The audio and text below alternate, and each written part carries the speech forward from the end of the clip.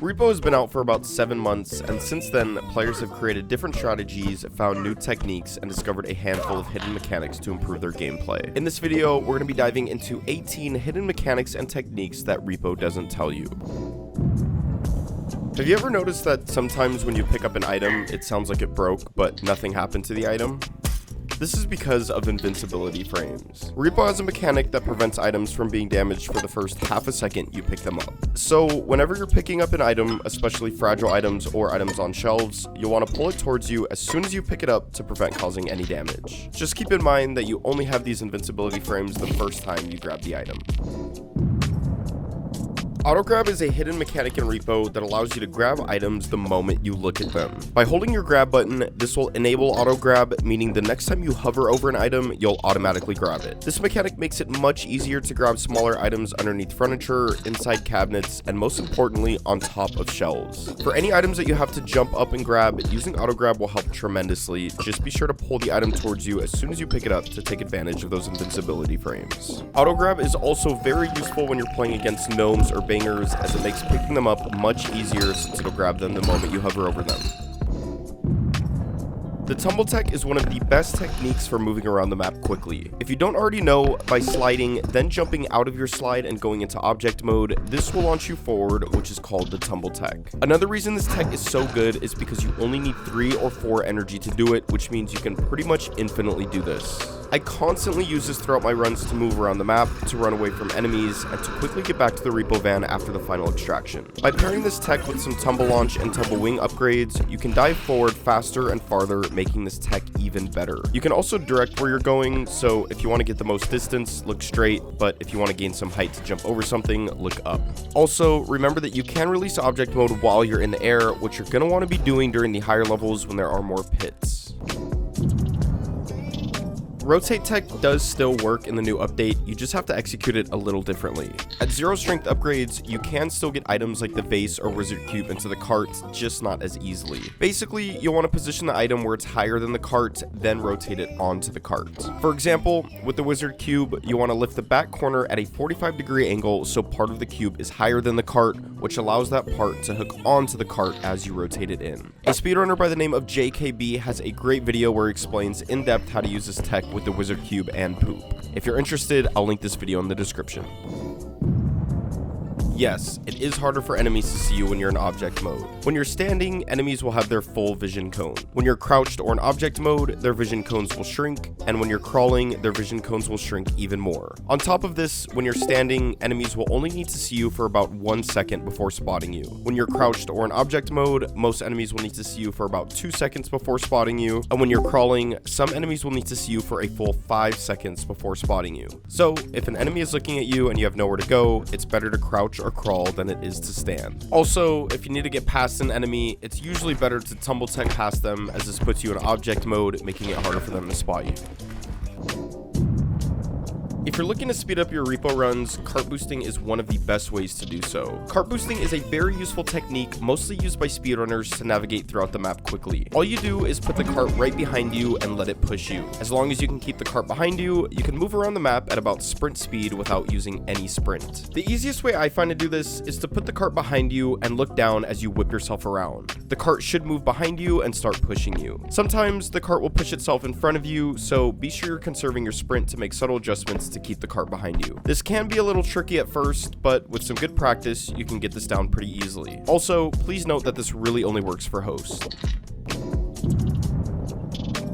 Cart bashing is one of the cheapest and best techniques used to kill enemies. The easiest way to cart bash is to stun an enemy with a stun grenade or tranquilizer, then grab the cart and bash the enemy against the wall. Each hit will deal 25 HP, and if executed correctly, you can kill every enemy in the game with 1 stun except Trudge. If you're really advanced, you can nade a tier 3 enemy, then quickly bash them to finish them off. Just keep in mind that your window to cart bash is only about 2 to 4 seconds after an enemy gets hit by a grenade. This is one of the best ways to kill enemies, especially early game, because stun grenades only cost $2,000. If you're not already taking advantage of this technique, make sure you learn how to do this, as it'll save you and make you a lot of money.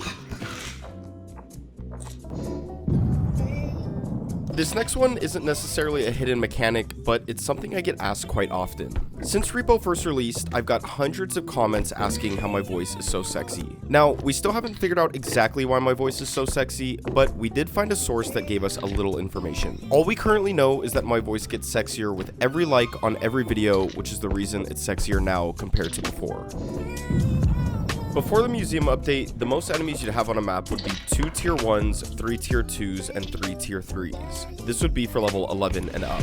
In the new update, starting on level 15, you'll have the same enemy spawns, but you'll also have a 5th extraction point. Once you get to level 20, you will then have 3 tier 1s, 4 tier 2s, and 4 tier 3s. These enemy spawns and extraction points will remain the same from level 20 and forward. The shop is a little complicated as each item has a different way of changing price. Stuns, grenades, and mines will always stay the same price.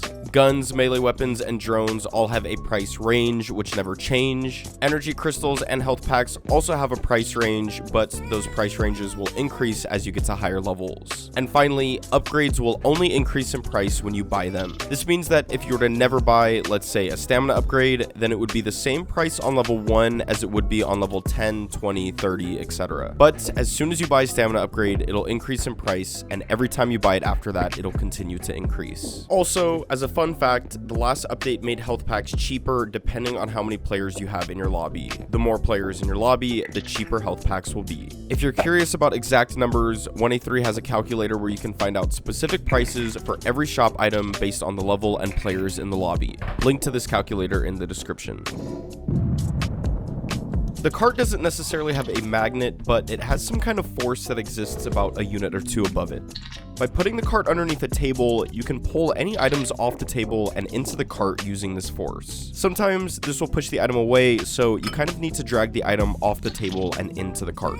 This can be used on light items and heavy items as long as you can get your cart underneath the item. Like I just mentioned, the cart has some kind of force that sits above it. This force can also be used to keep items stuck onto the cart. You can throw a no-gravity drone on large items, then put those items on top of the cart. As long as the item is close enough, the force will grab that item and hold it against the cart. Speedrunners often use this method when they're hauling large items or when the cart is too full but they don't want to make 2 trips. This method allows them to haul these large items much faster and safer, saving them a ton of time. If you're doing this, just make sure the value of your item gets added to the cart, because that's when you know the item is considered inside the cart and won't take any damage from floors or walls. You can also use a zero gravity orb, and you can use a pocket cart.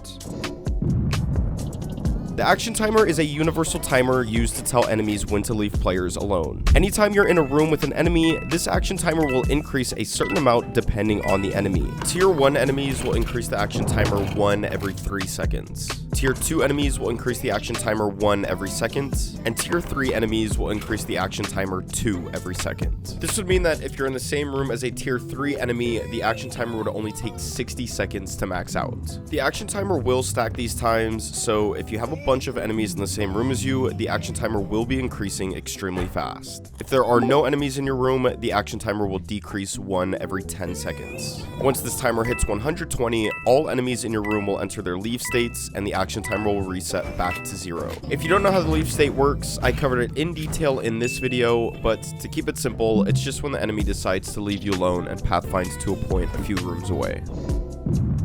The slide shot is essentially a tumble launch, but on the floor.